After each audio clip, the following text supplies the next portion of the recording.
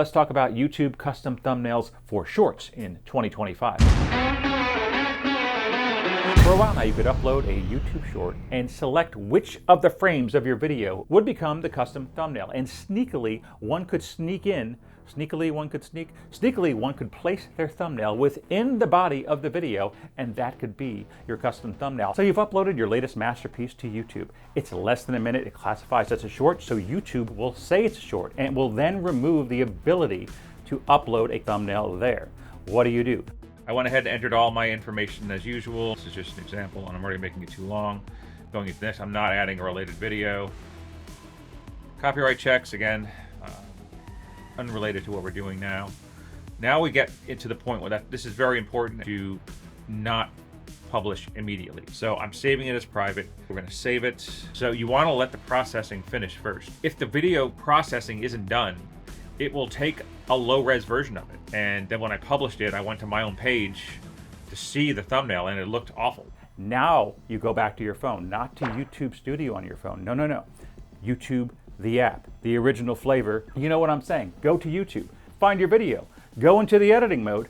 Now you can see your thumbnail at the top with a little pencil, which always means that it can be edited. Click on it. Now you can choose what frame of your video you want. Once you have selected the custom thumbnail through your phone, now you gotta save it again.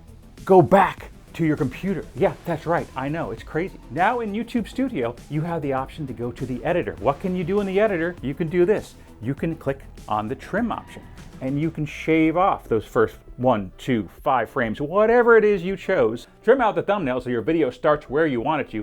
Also, side note, make sure that your sound starts at the right point, starts in line with the actual video, because if you're trimming out the beginning part and your song starts here, you're gonna lose that little opening, whatever. That makes people all excited. All I'm going to do is click save. And you're thinking, well, you're chopping out the custom thumbnail.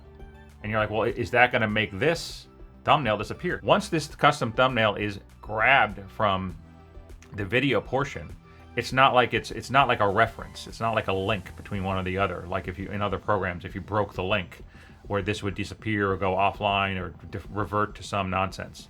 It's made itself an image and saved it out in YouTube land, wherever. And as soon as I save the new video length by hitting save, it's going to give me this pop-up window. Click the I acknowledge. These changes are permanent. You can't go back from this. So let's confirm the changes. It's going to give you this progress up here. Video editing is in progress. Video will remain as current state, blah, blah, blah, blah, blah. Editing progress will be displayed here soon. So you can't make any changes during this part. You can leave this page. You don't have to stay here and wait. It generally doesn't take that long. So I'm going to let this go. I'm probably going to speed this up in post. You don't have to listen to me yammer on about it. And while I was tying my shoe, it looks like it finished. You're going to come out and come back to our window here. Now, like I said, and it didn't happen here, but I've had a case where it finishes and I come out here, when I say here, out to the channel content screen in YouTube Studio, and it'll give you a little message underneath your video, often that will say that it's still processing whatever. Usually the SD will be done. It might say still processing HD, because it's such a short video. It's like, 17, 18 seconds long. It's already done. I'm going to schedule it.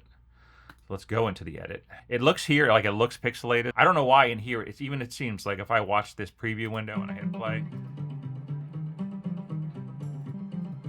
Yeah, this is definitely pixelated, and I don't know why it shows you a low-res version in the edit window. It's confusing, because it makes me feel like it's not done, but if I watch it on YouTube.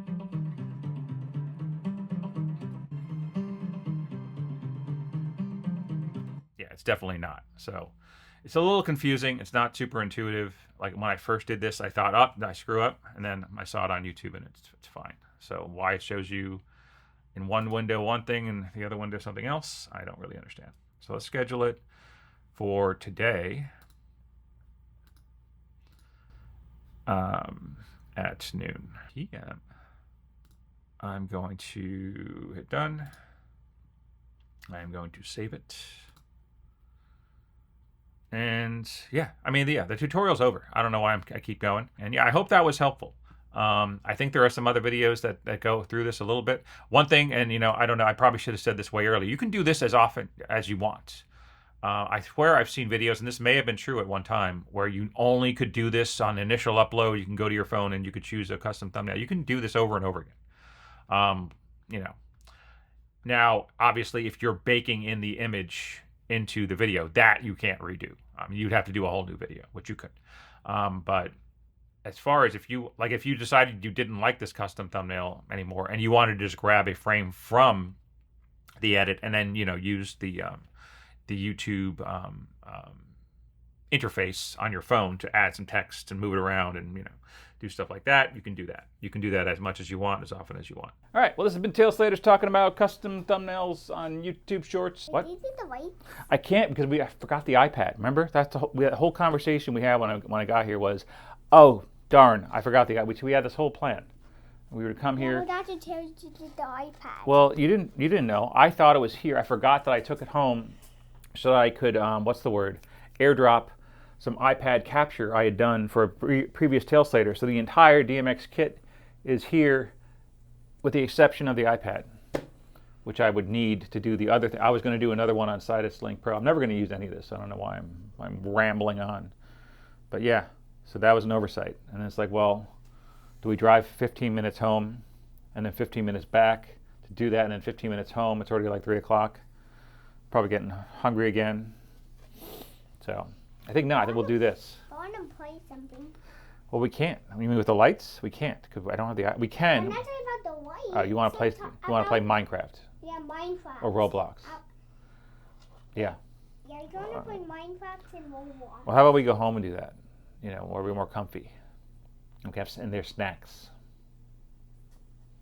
I think that's a good idea. Yeah. We'll go home. Yeah. All right. Well, it's been a Tail Slaters where we talk about things that, hopefully people want to know. And, yeah, next we'll come with some more content that's actually in the business versus YouTube stuff. You're a big YouTube fan? Yeah. Yeah. Yeah, adorable. You're just like, let's click on adorable setting. Yep, it's constantly on. I think the handle broke off. Handle, switch, I don't know.